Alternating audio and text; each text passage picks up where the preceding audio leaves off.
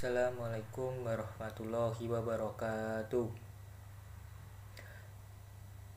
Kami dari kelompok 9 yang beranggotakan saya sendiri, Erwin Bagas Salahuddin, 2 Rahma Miftahul Ma'wah, 3 Afrilia Rizky Bening Ayuning Tias. Di sini kami membuat video tentang manajemen syariah yang disusun untuk memenuhi mata kuliah pengantar manajemen. Referensi diambil dari buku manajemen berbasis syariah karangan Profesor Dr. Andes Haji M. Ma'ruf Abdullah SHMM, cetakan tahun 2012. Yang pertama, pengertian manajemen syariah. Perkembangan manajemen mulai muncul di negara industri pada abad ke-19. Manajemen berfungsi untuk menghubungkan individu dalam suatu masyarakat. Adanya kebutuhan negara untuk melaksanakan tanggung jawabnya kepada rakyat dalam memberikan pelayanan kehidupan sosial dan ekonomi masyarakat. Manajemen dalam Islam bersumber dari nas Al-Quran dan As-Sunnah. Manajemen syariah tidak hanya untuk dunia, tetapi untuk akhirat juga. Manajemen syariah mempunyai 2 unsur. Yang pertama, subjek atau pelaku. Yang kedua, objek, yaitu organisasi, sumber daya manusia, produksi.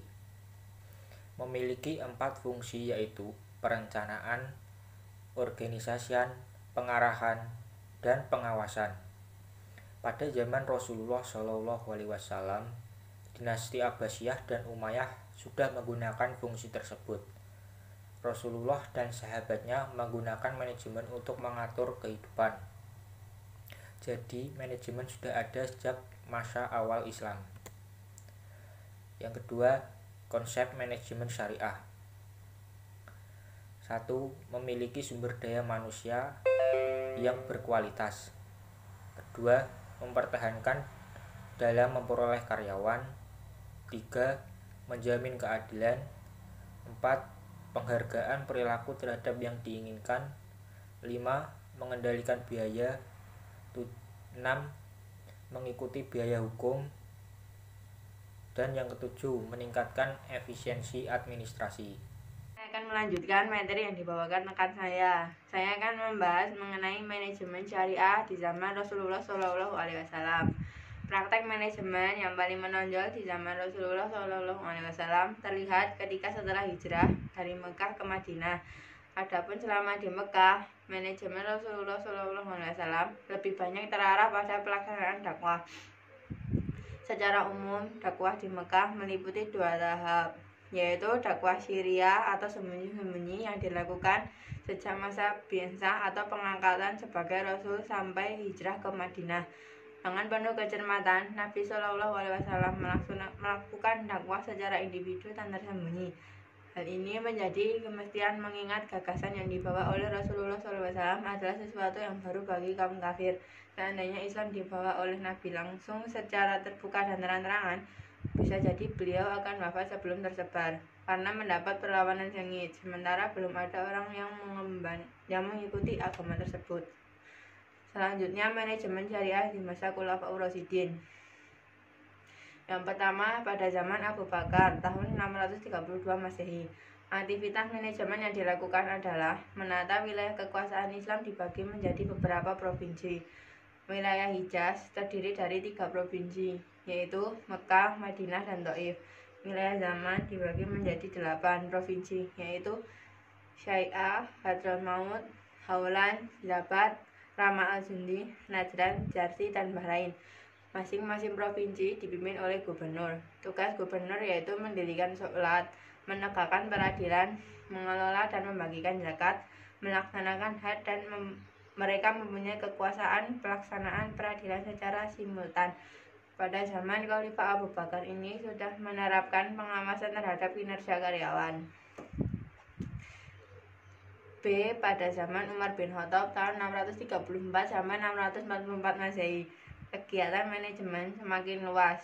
Salah satunya dipraktekannya konsep dasar hubungan antar negara dan rakyat, tugas pelayanan publik dan menjaga kepentingan rakyat dari otoritas pemimpin.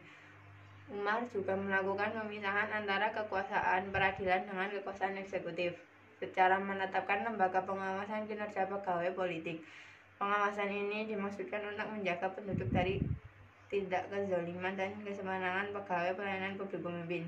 Saya akan melanjutkan materi dari rekan saya. Selanjutnya adalah manajemen syariah pada zaman Khalifah Utsman bin Affan. Utsman bin Affan menjabat dari tahun 646 Masehi hingga 656 Masehi. Kebijakan manajemen yang dilakukan Utsman bin Affan pertama kali adalah menjaga dan melestarikan kebijakan yang telah ditetapkan Khalifah Umar bin Khattab. Selanjutnya, Utsman lebih berfokus pada keinginan rakyat untuk mengganti pemimpin mereka, karena pada masa itu terdapat banyak pemimpin yang melakukan indikasi nepotisme. Karena itu juga banyak sahabat Utsman yang mencela atas kepemimpinan Utsman, karena Utsman lebih memilih keluarga daripada sahabat sebagai pioner Islam. Selanjutnya adalah manajemen syariah pada zaman Khalifah Ali bin Abi Thalib.